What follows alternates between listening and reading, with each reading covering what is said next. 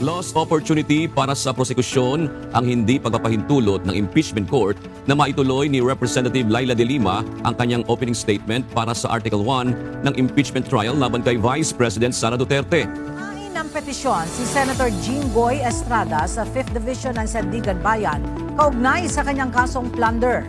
Ito ay ilang araw matapos ipawalang bisa ng korte ang mosyon ni Estrada na magtakda ng piyansa para sa kanyang pansamantalang paglaya.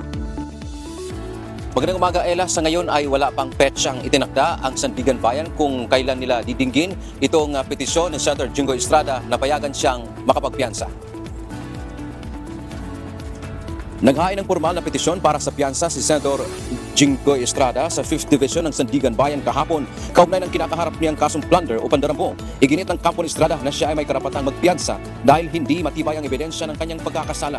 Kasalukuyan nakapiit ang senador sa New Quezon City Jail sa Barangay Payatas matapos siyang sumuko sa mga otoridad noong June 1, 2026 kasunod ng paglalabas ng warrant of arrest laban sa kanya.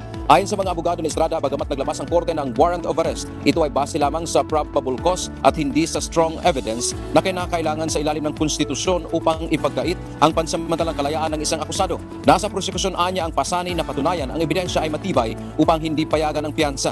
Itinanggi rin ng senador ang pagkamal ng tinatayang 573.7 million pesos na ill-gotten wealth umano mula 2024 hanggang Marso 2025. Ang pagtanggap ng mga kickback o komisyon mula sa mga proyekto ng DPWH sa pamamagitan nila Undersecretary Roberto Bernardo at District Engineer Henry Alcantara. Ganyan din ang pakikipagsabuatan sa kanyang mga kapwa-akusado na sina dating Public Works and Highways o DPWH Secretary Manuel Bunuan at iba pa.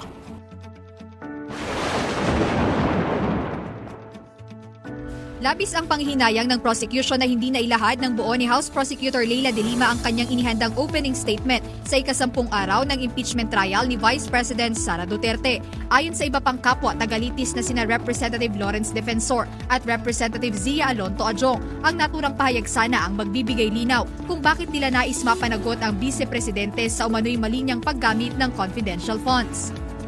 Sayang na hindi natapos ni Congresswoman Laila de Lima ang kanyang introduction to confidential funds kasi sana malinaw ito na nailatag sa mga... Para naman sa panig ng depensa, ang binitiwang pahayag ni House Prosecutor de Lima ay posibleng makaapekto sa pagiging patas ng paglilitis. This is with all due respect to Representative de Lima. I have the utmost respect for her, so I did not mean to offend her at all. Nagkakaroon po kasi ng tinatawag nating conclusions of law. Kumbaga nailalahad na doon yung mga paratang nila at nabibigyan na ng konklusyon na may maling nagawa ang ating Vice Presidente.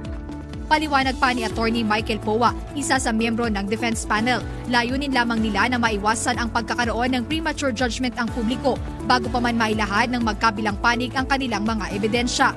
Pag nasa record na, kahit na pa-strike off natin yan, nadinig na po ng ating mga kababayan at baka po makondisyon kasi yung mind sa mga kababayan natin, lalong-lalo na hindi pa po tayo naglalabas ng ebidensya ukol dito, kahit yung prosecution at that time wala pong nilalabas na ebidensya at lalong-lalo na dahil ang depensa ay hindi pa rin naglalabas ng aming ebidensya. So yun lang naman po iniiwasan natin. Walang cross-examination na nangyari para sa unang testigo ng prosecution na si former Land Bank Department Manager Violeta Constantino para sa Article 1 o umano'y maanumalyang paggamit ng confidential funds ni Vice President Sara Duterte sa pagpapatuloy ng impeachment trial. Si Constantino ang nakasaksi sa encashment ng 4 na tseke para sa confidential funds ni VP Duterte. Ayon sa defense spokesperson at siya ring counsel na naka-assign para sa cross-examination na si Attorney Michael Powa, wala itong nakitang issue sa testimonya ng testigo na kailangang himayin pa. Wala namang questionable, wala namang damaging na nailabas ang ating witness at regular lang naman na yung witness ay nag-identify ng mga cheque at hindi naman natin kino-question yun. So I didn't want to prolong the proceedings and be petty by asking questions pa kung hindi naman kinakailangan. Samantala, sa pag-cross-examine naman sa ikalawang testigo na si Nanita Campuzano, dating branch manager ng Land Bank sa Department of Education, 2 maikling tanong lamang ang tinanong ng depensa. Si Campuzano ang nangasiwa sa pag-encash ng 37.5 million pesos na confidential funds sa DepEd noong kalihim pa dito ang bise. Nagpaliwanag si Powa kung bakit hindi niya masyadong binigyang pansin ang pahayag ng bank manager na unusual o hindi pangkaraniwan ang transaksyon. Well, kasi yung unusual para sa akin, that's the opinion ng bank manager. I don't see how it will affect the case. Hindi naman siya matter at issue dito. Hindi naman kine-question yung validity noong encashment, diba? So, I thought it was petty, no? For us to even dwell on that. Sa kabila ng kahilingan na mapayagan sila na makadalo sa impeachment trial ni Vice President Sara Duterte, sinabi ni Senate President Sherwin Gatchalian na wala pa silang natatanggap na formal na request mula sa panig nila Senator Rodante Marcoleta at Senator Jinggoy Estrada ukol dito. Wala namang formal request sa Senate, so isa akin yung formal request. Sa conversation na lumalabas sa iba't ibang fora, formally wala naman. Has to be written. Naririnig lang natin. Gayunman kinumpirma ng Senate President na mayroong sulat para sa kanya, ngunit walang nakasaad dito tungkol sa kung papaanong paraan sila maaaring makabahagi sa impeachment trial. Yes, may letter siya address sa akin, but wala naman explicit doon na nakasulat na request for formal request kung paano siya magpaparticipate para So ang kanyang letter is about his opinion on the presiding officer as well as yung opinion niya dun sa 60 votes.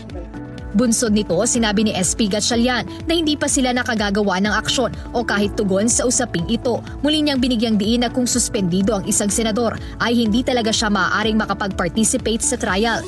Aniya, kaakibat ng suspensyon bilang senador. Ang iba pang trabaho nito katulad ng pagiging senator judge. Samantala para kay Senator Amy Marcos, sana ay mapayagan ang kanilang mga kasamahan sa minority na makadalo kahit virtual man lang habang sila ay nasa bilangguan. Ayun nga ang kinukulit namin kasi mahalaga sa amin na kasama sila. Parang hindi pa nasisentensya, hindi pa klaro. Okay? Sa ngayon, maging ang mismong Senate Impeachment Court ay wala pang inilalabas na detalye kaugnay ng issue. Naisumite na sa Senado ng Bureau of Internal Revenue ang tax records ni Vice President Sara Duterte.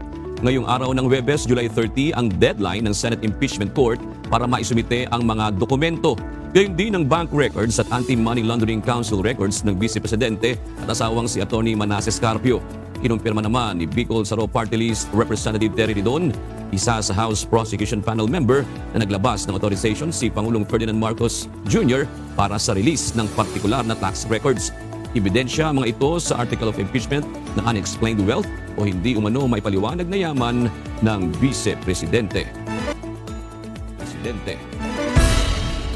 Sa kabila ng kanilang pagkakakulong, binigyan pa rin ng komite sa Senado sina Senators Rodante Marcoleta at Jinggoy Estrada. Itinalaga bilang chairperson ng Committee on Electoral Reforms si Senator Estrada habang si Senator Marcoleta ang itinalagang mamuno sa Committee on Tourism. Ayon kay Senate President Sherwin Gatchalian, ang mga vice chairperson ng mga nasabing komite ang mamumuno sa mga pagdinig habang nakadetine ang dalawang senador. Ipiniliwanag naman ni Senate President Pro Tempore Tito Soto III na karaniwang may nakatalagang komite ang bawat senador dahil dito nanggagaling ang pondo para sa mga empleyado ng kanilang tanggapan.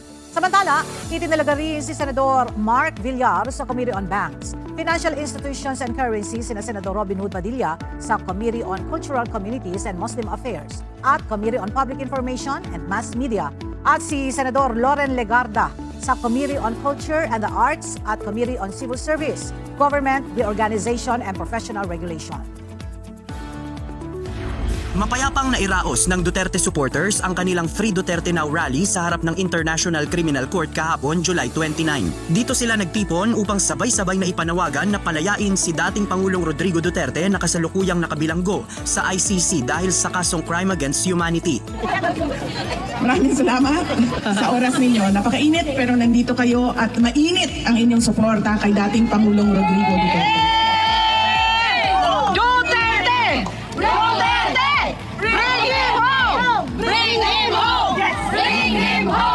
Present sa naturang rally ang anak ni FPRRD na si Vice President Sara Duterte. Sa kanyang talumpati, binalikan niya ang naging pahayag noon ni Pangulong Ferdinand Marcos Jr. na hindi na babalik sa pagiging miyembro ng International Criminal Court ang Pilipinas. Ito'y dahil mayroon namang gumaganang judicial system ang bansa at hindi kinakailangang manghimasok ng mga dayuhan para makamtan ng mga Pilipino ang hustisya. Ngunit naging taliwas naman ang mga sumunod na hakbang ng Pangulo. Malinaw ito ng payagan ni PBBM na kunin at litisin ng International Tribunal ang dating Pangulo dahil sa mga reklamo bunga ng naging kampanya laban sa illegal na droga. Kaya sa rally kahapon, muling kinwestiyon ni VP Sara ang jurisdiksyon ng ICC. What did he say? He said, we will not cooperate in any shape or form with the ICC because it is an infringement in our sovereignty. On that point, he was correct.